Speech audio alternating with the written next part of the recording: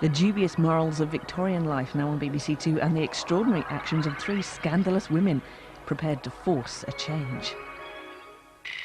The surprising side of the Victorians.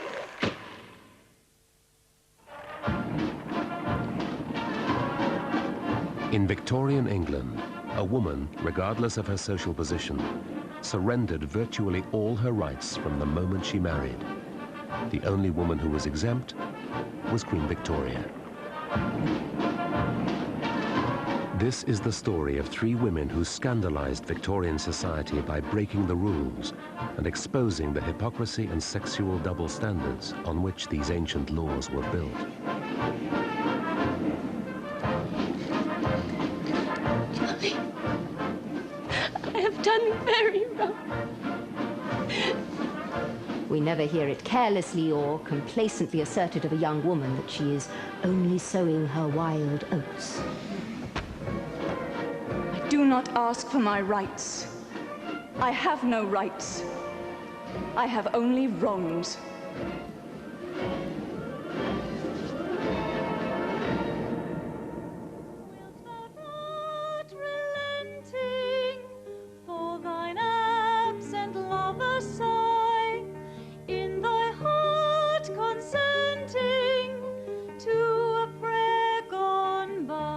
Under English common law, a married woman like Caroline Norton did not exist.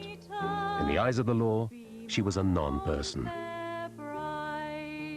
She was a formidable woman, an acclaimed poet and songwriter, admired for her wit and her beauty.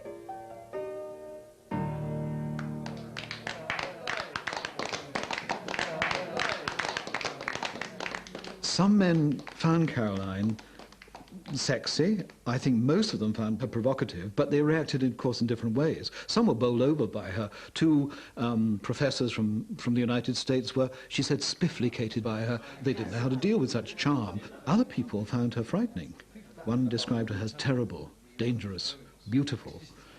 And Tennyson couldn't stand her. He thought it was like sitting next to a snake at the dinner table. At literary gatherings, Caroline was often the only woman present. She was the granddaughter of Richard Brinsley Sheridan, the playwright. As a prolific and successful writer, she was a literary equal amongst men. But Caroline needed to marry well, because her family was poor. She married a man she barely knew. He was a lawyer and MP.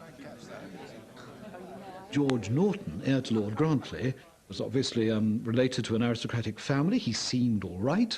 He owned acres up in Yorkshire.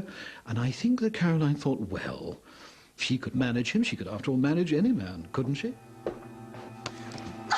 getting very tired of you and your friends hiding me and living. I really had enough.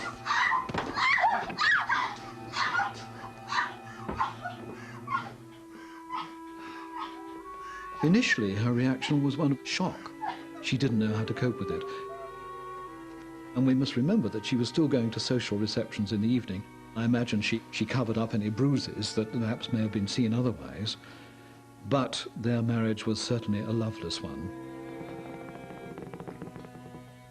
Early in their marriage, George had revealed his darker self. He hated cleverness, especially in a woman. He wanted a wife who was silent and obedient. Caroline was neither. The Sheridans were all Whigs, on the radical side of the Whig Party, the Liberal Party. And therefore, reform and radicalism was in their very blood. But unfortunately, Caroline could find as a husband only a man who was a Tory MP. They didn't get on well even politically. Things became even worse when George lost his parliamentary seat. Caroline used her political connections to try to help him. She wrote to a family friend, Lord Melbourne. Intrigued by her letter, he decided to call on her in person. Caroline, don't let me interrupt you.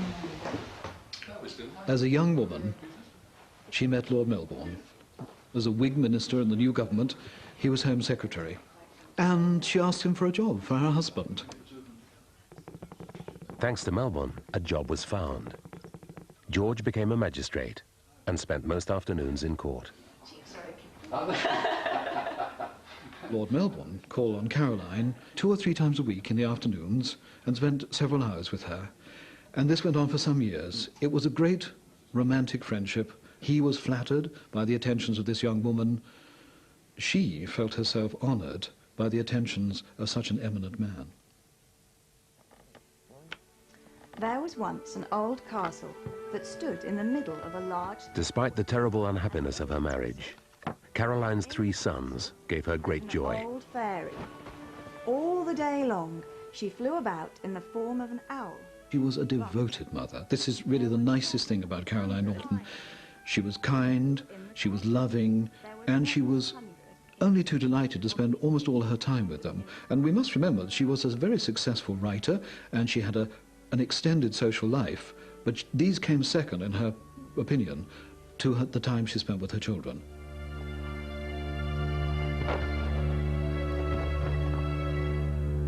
On one occasion, this was when she was pregnant, he knocked her to the floor, he kicked her so that she lost the baby.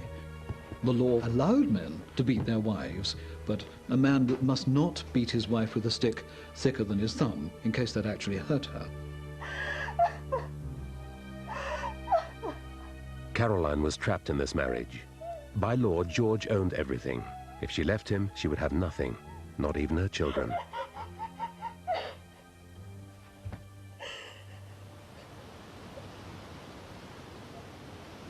Outside her own family, only Melbourne knew how badly she suffered. You ought to know Norton better than I do, and must do so. But you seem to be hardly aware what a gnome he is. He is possessed of a devil, and that the meanest and basest fiend that disgraces the infernal regions. But he advised Caroline not to leave her husband. He was worried by the savage speculation in the press about the exact nature of their friendship. Then, in April 1836, George Norton accused Melbourne of committing adultery with his wife. I don't know what would happen today if the Prime Minister went out to meet a young woman 3 times a week, but he did. And the Tories got wind of the fact that if they could make a scandal of this, they could bring the government down. And therefore, eventually, Norton was persuaded, his arm was twisted, to bring an action against the Prime Minister for what was then called criminal conversation. The case was sensational. Melbourne was now Prime Minister, and it was the first time that a Prime Minister had been sued for adultery, or criminal conversation, as it was called. Melbourne's future was in the balance, and so was the destiny of the entire Whig party.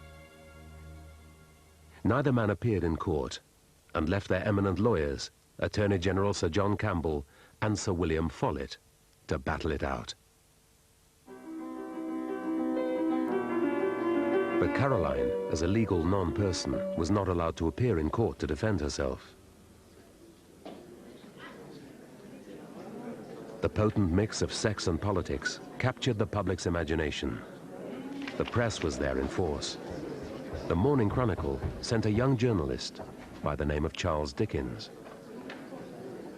At an early hour yesterday morning, the entrances to the court were thronged with people. They were eager to procure any place from which they could hear the smallest portion of a trial which has excited so much interest. The public learnt about the trial from Dickens' report the next morning.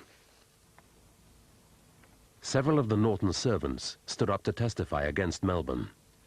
John Fluke, their coachman, was the main witness for the prosecution. Did you observe how her dress was? The clothes were up on Mrs. Norton's left leg, and I saw the thick at the knee part of the thigh. On cross-examination, it became clear that Fluke had been bribed and coached by Norton to lie. I really don't know. But if you were called upon to work, sir, I dare say you would like to be paid for it. The jurors were unanimous. They found Melbourne not guilty of adultery. And the Prime Minister, Lord Melbourne, was found not guilty of criminal conversation with Norton's wife. I think this enhanced his reputation. Everybody thought what a jolly old soul he was, and good heavens, what a man. Melbourne abandoned Caroline. Despite being found not guilty of adultery, her reputation was ruined. She was labeled a scandalous woman and overnight banished from polite society. George Norton punished her even further by taking her children from her. Mrs. Norton, the children. She discovered them in the hands of Miss Vaughan, his mistress.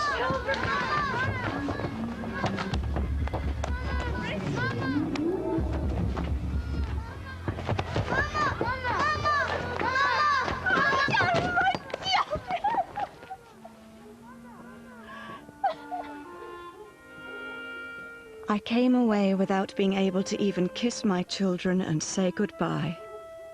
If he keeps my boys from me, I shall go mad.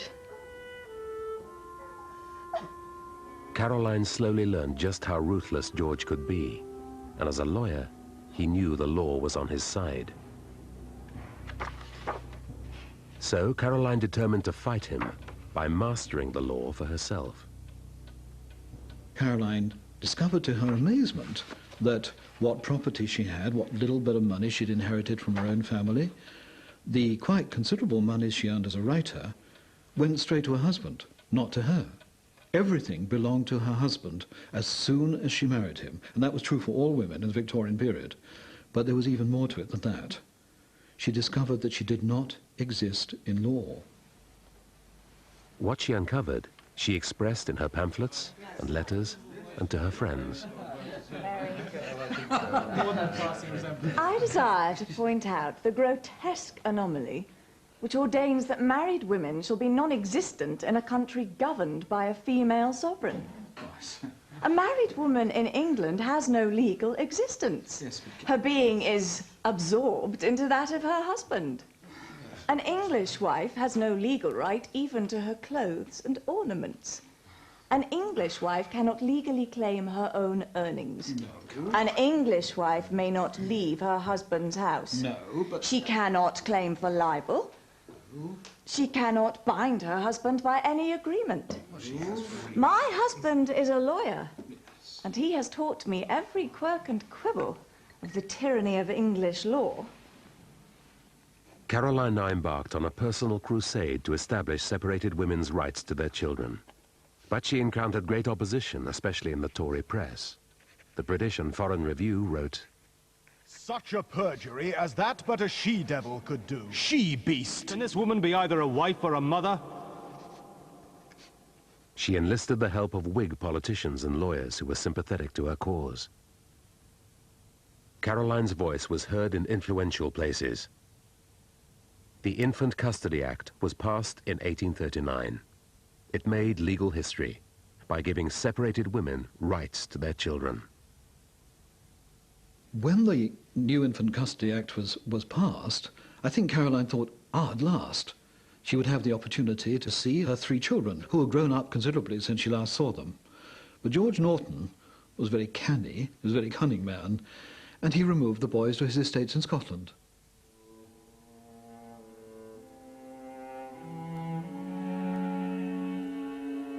For 6 years, she barely saw her children. One day, she received a letter telling her that her youngest son had been thrown from his horse and was seriously injured. An utter stranger met me at the railway station. I said, "I am here. Is my boy better?" "No," she said. "He is not better. He is dead." And I found, instead of my child, a corpse already coffined.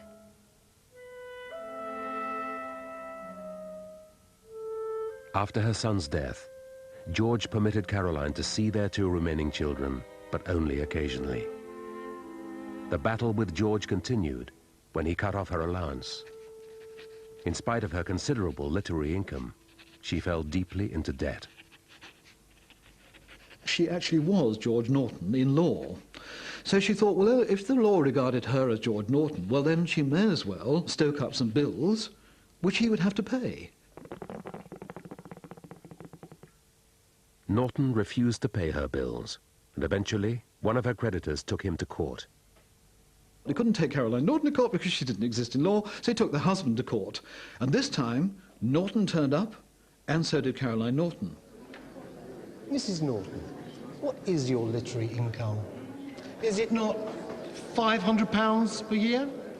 I am here of justice. George called Caroline as a witness, intending to expose her as a liar who hadn't revealed her true income. We are not residing together, and have lived apart for some years by my wish and choice. Because I consider that I have sustained an injury that no woman ought to submit to. He stipulated that I should give up my children, and I said I would rather starve than lose them. I did starve for a time. Did you not derive an allowance from the late Lord Melbourne? From the moment the questioning began about Lord Melbourne, I lost all self-possession, because I then saw all the cruel baseness of Mr. Norton's intention. I felt I no longer stood in the court to struggle for an income, but to struggle against infamy. What does the witness say? Let her speak. I cannot hear her. My husband can cheat because I am his wife. God damn it. It's not regular for me to say but a word. It is all irregular. You wish to disgrace me, and I throw it back upon you. Mr. Norton, will you have the goodness to sit down? Your Honor, it is really difficult. Caroline now knew enough about the law to play George at his own game and expose him for what he was. For 17 years I have concealed these things. But they come out today because you bully me. And I am ashamed for your client, if he does not feel ashamed of himself. I do not ask for my rights. I have no rights. I have only wrongs.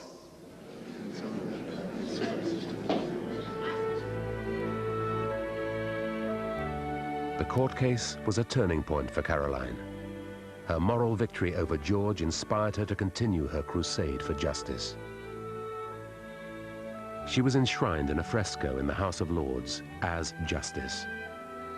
Caroline won a further victory in 1857 when the new Divorce Act incorporated her recommendations that divorced and separated women should have rights to their earnings and property, as well as to their children. Yet the struggle for equality before the law had only just begun.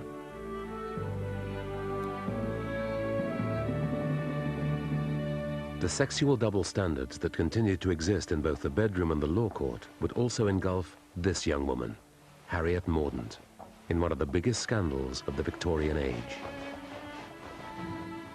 She was young and pretty. He was wealthy and respected. Harriet married Sir Charles Mordaunt in 1866. It seemed the perfect match. Darling old Charlie. Harriet. But behind their happiness, there lurked a potential for scandal. When it came, it would cause panic in the heart of the establishment, even the royal family itself. Before her marriage, Harriet already had royal connections. She had 7 sisters and 6 brothers. It was a very big family, and I think very carefree and easygoing. And of course, the Prince of Wales and his friends had very cleverly managed to extend the London season to Scotland. And they go from country house to country house up there. And the Moncrief establishment was part of that circuit. And the Prince of Wales used to go there. He loved it. There were all these lovely girls, and I think he was very fond of those girls, particularly Harriet. After her marriage, Harriet kept up with all her old friends and admirers from the fashionable fast set. She was beautiful, undoubtedly, and very vivacious. The Prince really liked vivacious ladies. Slightly tomboyish, I think he preferred them to be. I think she was probably quite shallow, immature at that stage, and she was a fun-loving girl. The fast set was rapidly gaining a notorious reputation, especially its leader, the Prince of Wales, who, 100 years on, is celebrated as Dirty Bertie. Dirty Bertie, Bertie's the boy for me. We would certainly like to be purveyor of filth and pornography. To H.R.H. Here's honest the Prince of Wales. By appointment to Dirty Bertie, he's honest the Prince of Wales. I'd have tattooed on me chest for all to see when I am dressed. A very colourful royal crest. By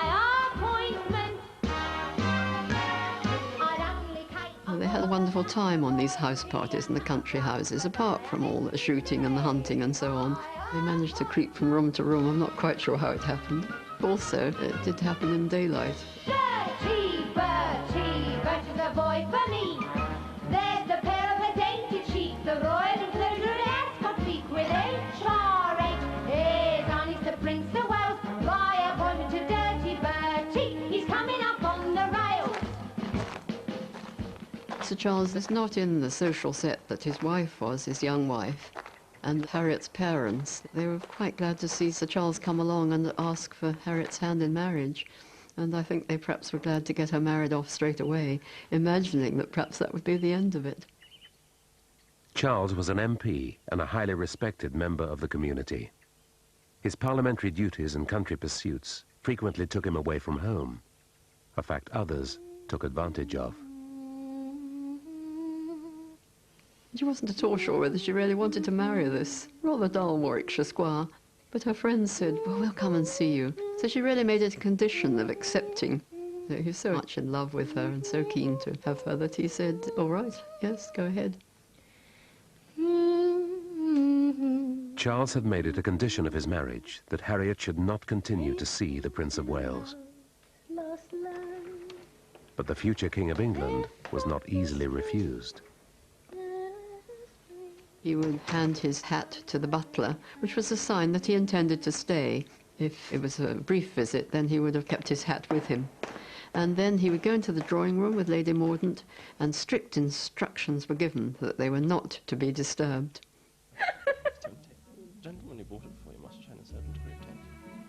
The prince and his set developed this rather clever ruse of having an affair with a young married lady who was still cohabiting with her husband. So that if the worst happened and they did become pregnant, of course there was no way of telling whose child it was. And the danger, of course, of associating with women of the streets was this much dreaded and very prevalent venereal disease. Harriet and Charles had been married 18 months when he went off on a long fishing trip to Norway. My own darling Harriet, I am writing while still in the steamboat, but we are just going to arrive in about an hour, all safe. We have had a tolerably quick passage, but very rough indeed. My own darling Charlie. I am very thankful you were not here. I hope you did not have a very rough passage and feel very ill. It has been blowing a good deal here, and it is fearfully hot. I miss you very much, but I am getting... When he did come home a little bit early, because the fishing wasn't very good and he'd sent a telegram that didn't arrive in time, he found the prince standing at the front door, watching while Lady Mordaunt trotted round in front of him in a pretty little pony carriage drawn by 2 ponies, which had originally come from the prince's stable. He was really incensed, Sir Charles, you can imagine, and in the white heat of his anger he gave orders that those 2 ponies should be brought out onto the lawn in front of the conservatory and shot dead in front of the eyes of his horrified wife.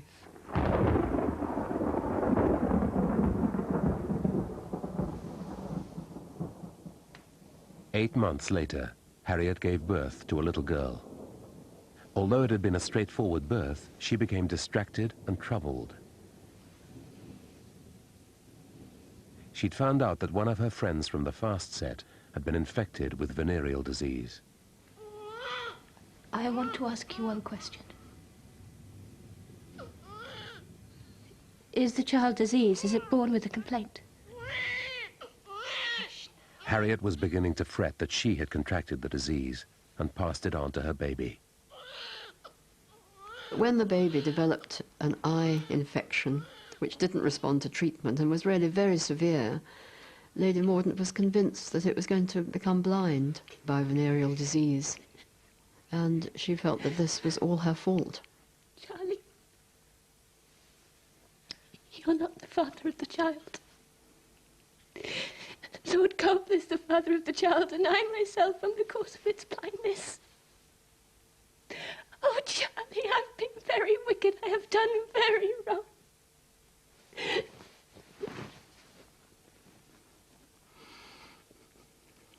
With whom? Lord Cole, and Sir Frederick Johnson, and the Prince of Wales, and others. Often, stranded open there.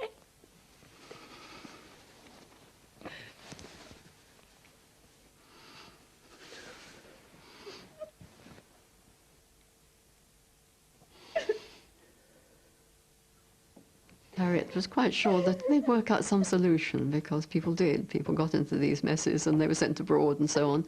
And I think in her innocence she thought that he would forgive her, as he seemed to forgive her for everything, and that she'd go on as if nothing had happened. It turned out that neither Harriet nor the baby were infected. But she completely underestimated the effect that her confession would have on her husband. He was devastated. Adultery was shocking enough.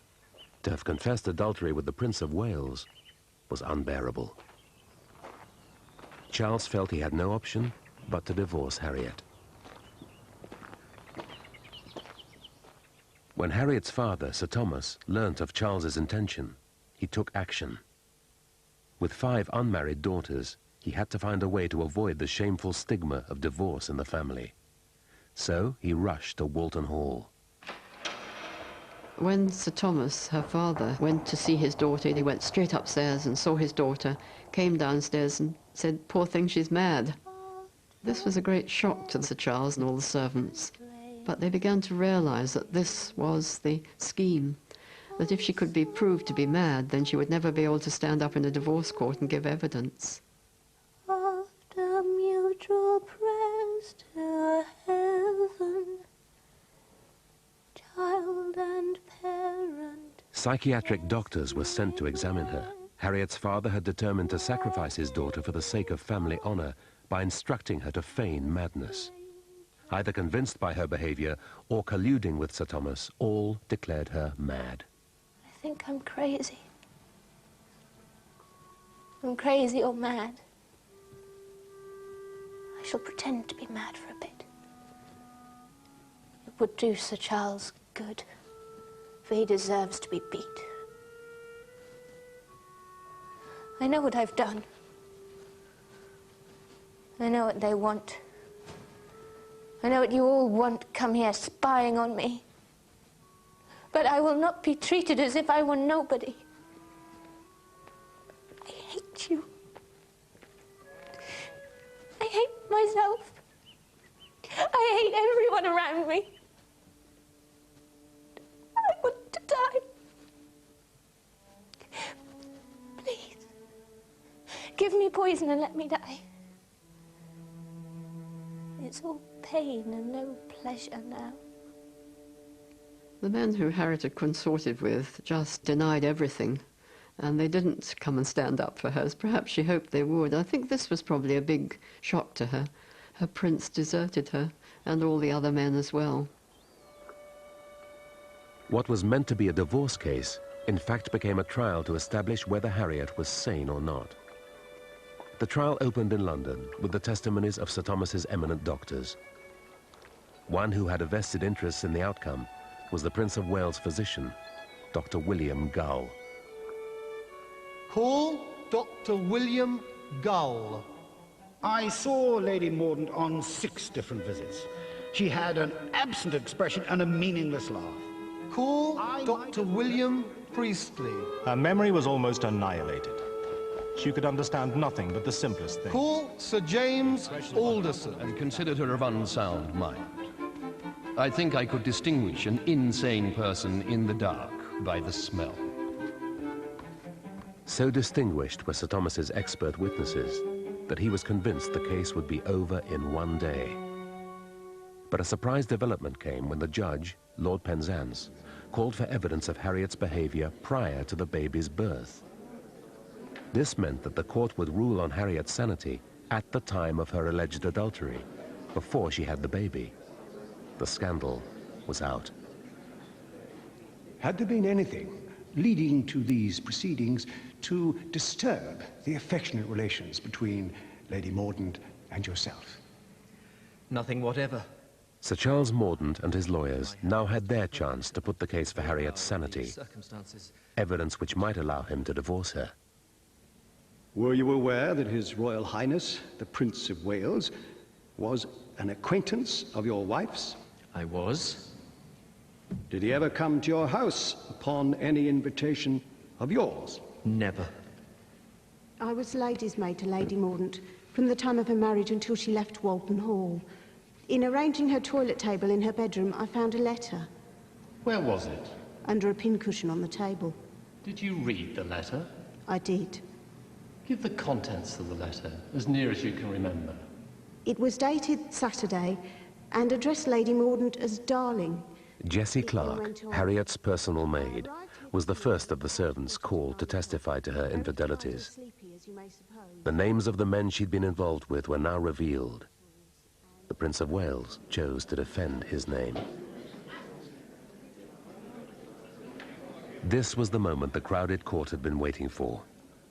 If Bertie was exposed as an adulterer, there could be political consequences reaching far beyond the divorce court. Queen Victoria took no chances and contacted her Prime Minister Gladstone, who had a quiet word with the head of the judiciary. I believe your Royal Highness... The heir to the throne had nothing to fear in this court of law. I have. Were you acquainted with Lady Mordaunt before her marriage? I was.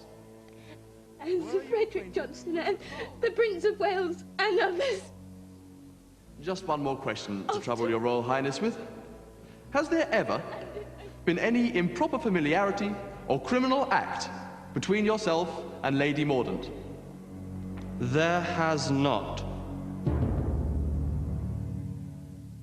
And there was a tremendous cheer in the court there, quickly sort of stifled by the judge. But it was quite a dramatic moment. And the important thing was, I think, that there was no further cross-questioning. They left it at that. Queen Victoria wrote, "The fact of the Prince of Wales's intimate acquaintance with a young married woman being publicly proclaimed cannot but damage him in the eyes of the middle and lower classes, which is to be deeply lamented in these days when the higher classes, in their frivolous, selfish and pleasure-seeking lives, do more to increase the spirit of democracy than anything else." On the last day of the trial, the judge, Lord Penzance, reminded the jury that although the men, including the Prince of Wales, had acted with impropriety, it did not make them guilty. The jury, all men, then retired, and 10 minutes later returned to face the court and declared that Lady Mordaunt was totally unfit.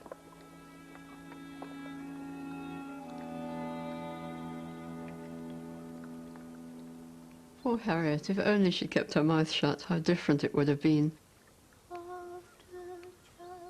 The set that Harriet was in really was the key to her behaviour, in a sense. I think she also began to realise Sir Charles's worth, and she kept saying, he's so good, he's so different to all the others. Wisdom given after mutual prayers to heaven. Harriet was the victim in a battle between two powerful men, her father and the Prince of Wales. Feigning madness was to cost her dear. Her crime was adultery. Her punishment was to be locked away in an asylum until her death, 33 years later.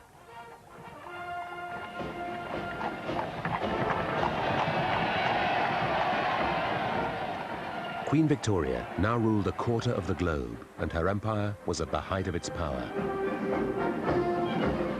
But to maintain this power, new laws had been passed that would further impinge on the human rights of women. On a hot summer night in 1864, a new act called the Contagious Diseases Act was hustled through Parliament by stealth. It was said Queen Victoria thought she was giving the royal assent to a cattle bill. The truth was, the animals in question were prostitutes, and the contagion was venereal disease. Henceforth, they are no longer women, but only bits of numbered, inspected, and ticketed human flesh, flung by government into a public market. Remember these women that... One woman who was brave enough to speak out against this legislation was Josephine Butler. She'd grown up in a family steeped in reform and radical politics, and she believed passionately in women's rights. We cannot be wholly free. Josephine was a womanly woman, very highly educated, refined, cultured background, a deeply spiritual woman, but also a woman with a strong sense of social justice. The Butlers had 3 sons and a little girl, Eva. One day their lives were shattered by tragedy.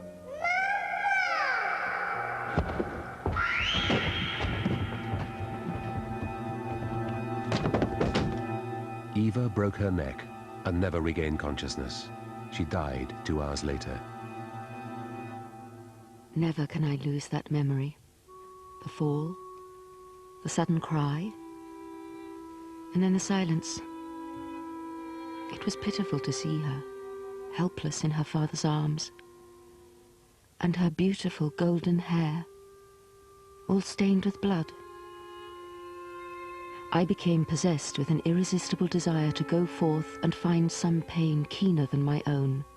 My sole wish was to plunge into the heart of some human misery and say to afflicted people, I understand. I too have suffered.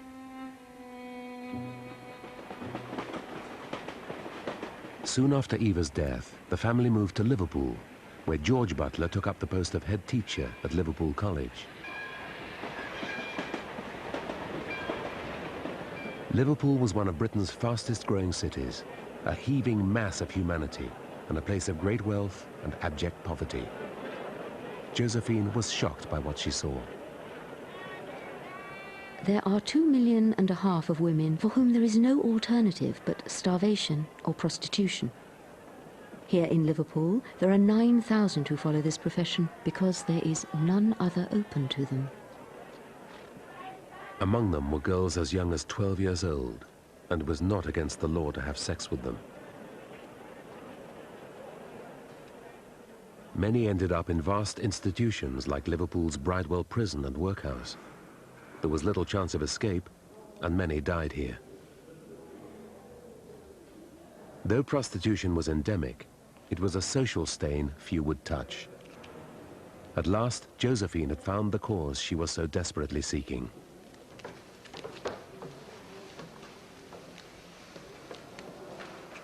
There was a bridewell for women consisting of huge cellars, bare and unfurnished with damp stone floors. These were called oakum sheds. I was taken into an immense, gloomy vault filled with women and girls, more than 200 probably at that time. She was not judgmental. She treated prostitutes as equals. She called them her sisters, women that were regarded as the outcasts. Prostitutes were called the sewers of society. I sat on the floor among them and picked oakum. They laughed at me and told me that my fingers were of no use for that work, which was true. But while we laughed, we became friends. In the Bridewell, she met a young woman called Mary Lomax. Mary Lomax is the first prostitute that she took into her home. She just went over to her, started to stroke her hair away from her forehead. And Mary later said that was the turning point in her life, Josephine stroking her hair. She'd never received human kindness before. When I think of how she found me. Mary was just 19 and had TB, and she was thrown out of her brothel in Liverpool as soon as she became ill and started coughing up blood.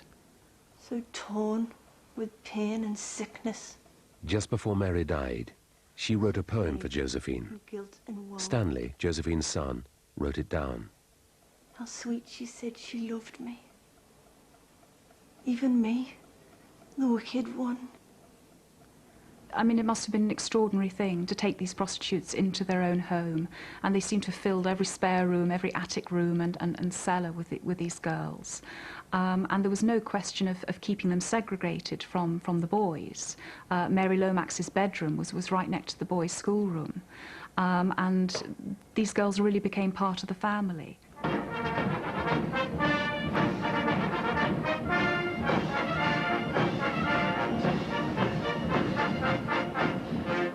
In Victoria's army, marriage was discouraged.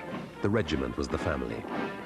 Prostitution was considered an essential sexual safety valve for the men. It was estimated that 1 in 3 soldiers was infected with venereal disease. The Contagious Diseases Acts were brought in to control VD. They forced prostitutes to be physically examined every fortnight to check they were free of disease. The Contagious Diseases Act stripped women of their civil liberties, of their legal rights, and they had no means to protest their innocence. If they refused to be examined, then they were put in prison until they did submit to the examination. Josephine was horrified that the government was sanctioning what she called the state regulation of vice. She began visiting brothels and prisons in the garrison towns to discover for herself how the legislation was affecting women. Later, Josephine described the experience as descending into the jaws of hell. I have spoken with the authority about the examination. I'd like to hear from you what happened. It's awful. The attitude they have towards us is disgusting. Once a woman had been arrested, she would have to sign a voluntary submission form, which of course was not voluntary. They would be put in a special chair. Sometimes their legs would be strapped down. Then they thrust in these horrible instruments, pull and push them about. A lot of these women were pregnant or menstruating at the time. It was a terrifying procedure. And if you cry, they stifle you. Under the Acts, not just prostitutes, but any woman in a garrison town could be arrested and detained by the police. The instrumental violation of her person caused her great pain and copious flooding. The police spy went to her home, into her bedroom, while she was ill and retching. That poor girl was threatened with miscarriage. Nothing wears me out, body and soul, as anger. And this thing fills me with such hatred that I fear to face it. But face it she did, and the rallying cry was a protest published in the Daily News. It was the brainchild of the Ladies' Association for the Repeal of the Contagious Diseases Acts, led by Josephine Butler. When the petition was delivered to Parliament, there were 2,000 signatures.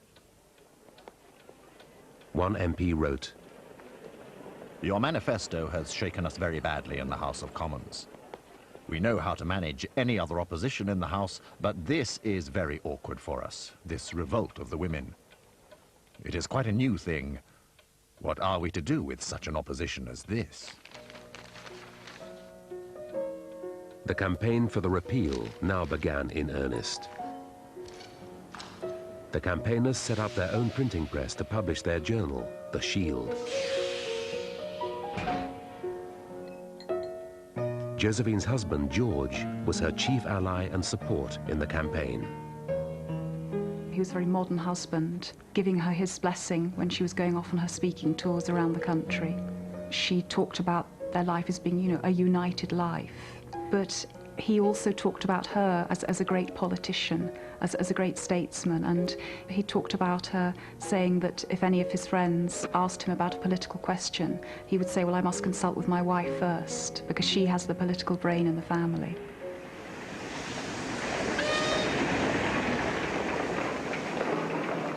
The root of the evil is the unequal standard in morality. The false idea that there is one code of morality for men and another for women. It is a false and misleading idea that the essence of right and wrong is somehow dependent on sex. We never hear it carelessly or complacently asserted of a young woman that she is only sowing her wild oats. Josephine was often advised by male colleagues to moderate her language because she often spoke very strong language. She called the examination of prostitutes a surgical rape. She was prepared to use words like that. And she refused to tone down her language. Where are these victims to be got? It is the children of the poor, the daughters of the working classes who are forced to minister to the so-called necessity. In parliamentary debates, MPs would actually stand up and ask, well, where will our sons go for sexual experience? It is a cowardly thing of the upper classes to make a law which tells against the interests of the poor, so that they may keep up the health of their armies and navies, and their own pampered sons, for whom these acts were made. Yeah. Working men, can you bear the thought of it? Never! If prostitution is a necessity, I call upon Mr. Cave, Colonel Alexander, and Mr. Gaythorne Hardy each to contribute a daughter. Josephine became more outspoken as she grew in confidence.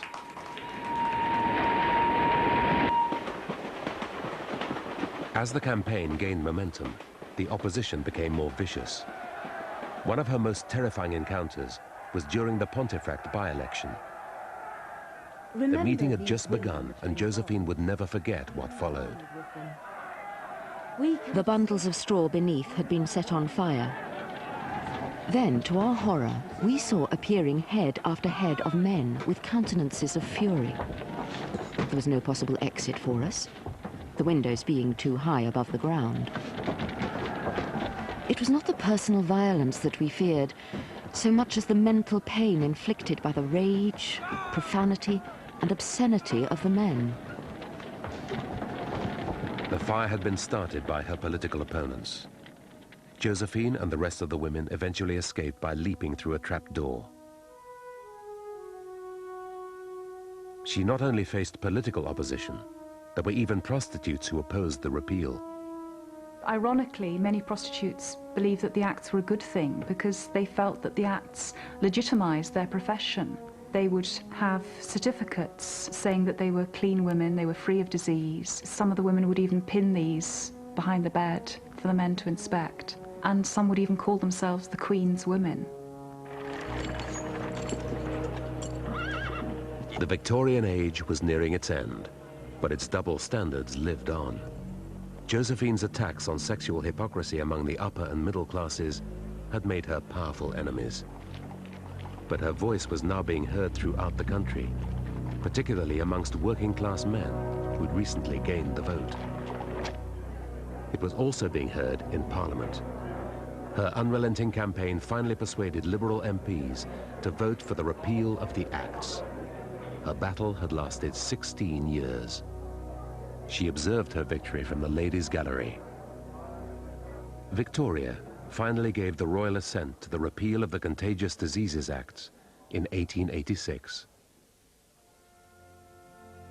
I thanked God at that moment that Queen Victoria had washed her hands of a stain which she had unconsciously contracted in the first endorsement of this legislation. By the close of Victoria's reign, Josephine Butler had won a great victory for the rights of women.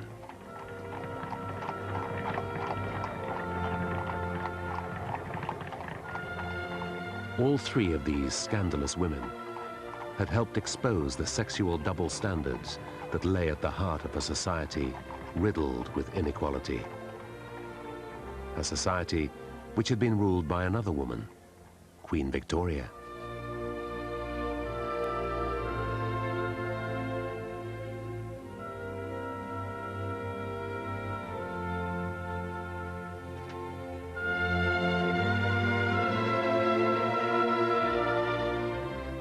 You can discover more about the lives and times of the Victorians